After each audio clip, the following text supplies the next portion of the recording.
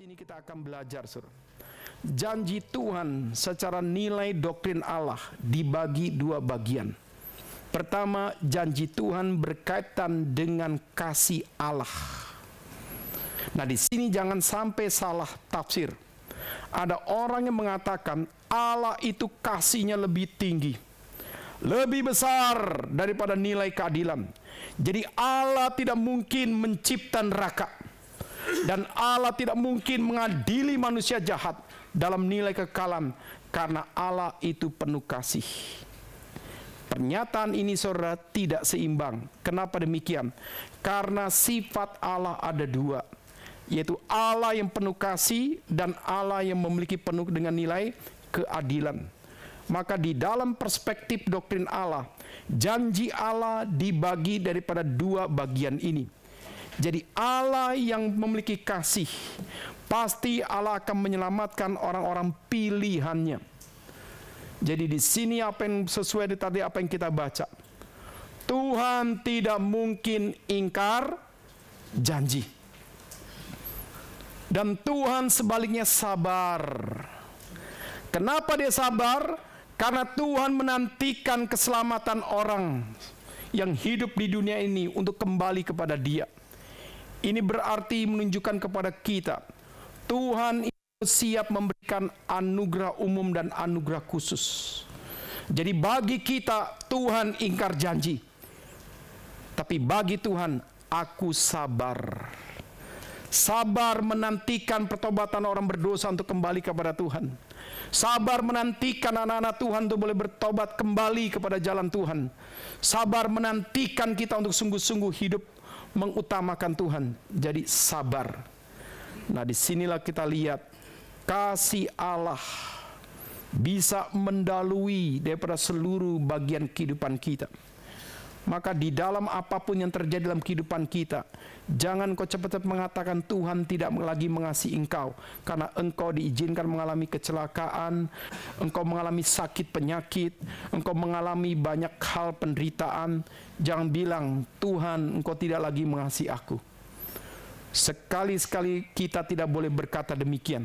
Sebaliknya kita harus katakan, pada waktu engkau mengalami kesulitan, Tuhan berilah aku kekuatan melampaui semuanya ini berdasarkan iman yang kau berikan kepadaku. Nah, disinilah maka kita belajar, saudara. Sifat janji Allah dalam kasihnya menyelamatkan semua umat pilihan. Nah, di dalam bagian ini, saudara, kita kadang-kadang suka memaksa keinginan kita. Tuhan, aku mengasihi orang tuaku, Tuhan. Aku tahu, Tuhan, dia orang yang tidak benar. Tuhan, pakailah aku. Pergi dia untuk ke tanah kampungnya, mau memberitakan Injil. Ternyata dimarahin. Engkau baru kuliah 2 tahun pulang seperti jadi pendeta besar mau mempertobatkan papa. Anak kurang ajar, ya kan, belum cicipi garam dunia atau apa. Wah, pulang dengan sedih, balik dia ke Jakarta. Diingetin lagi mau pulang kampung lagi karena sudah libur semester. Doa lagi, Tuhan pakai aku untuk mempertobatkan papaku sebagai orang berdosa. Wah, dia dua puasa, pergi lagi.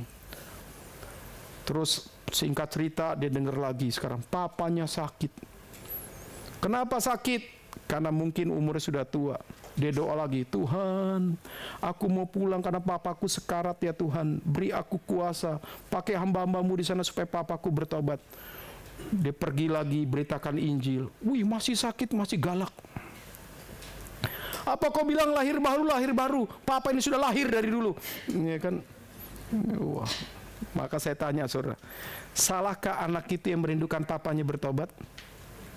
Tidak salah.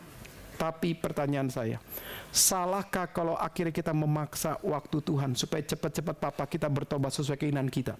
Salah. Terus kita berontak sama Tuhan. Begitu. Akhirnya kita nggak ke gereja. Kenapa? Karena papa kita nggak bertobat-tobat, tambah dosa. Jadi dalam bagian ini, saudara, waktu kita mengerti konsep pilihan Tuhan, akhirnya membuat kita percaya kedaulatan Tuhan. Kita sudah kerjakan kewajiban kita. Sisanya Tuhan yang kerjakan. Jadi kalau anak itu masih mau pulang ketemu orang tuanya, memberikan yang terbaik kabar Kristus, dia sudah melakukan kewajiban, dia anak the best.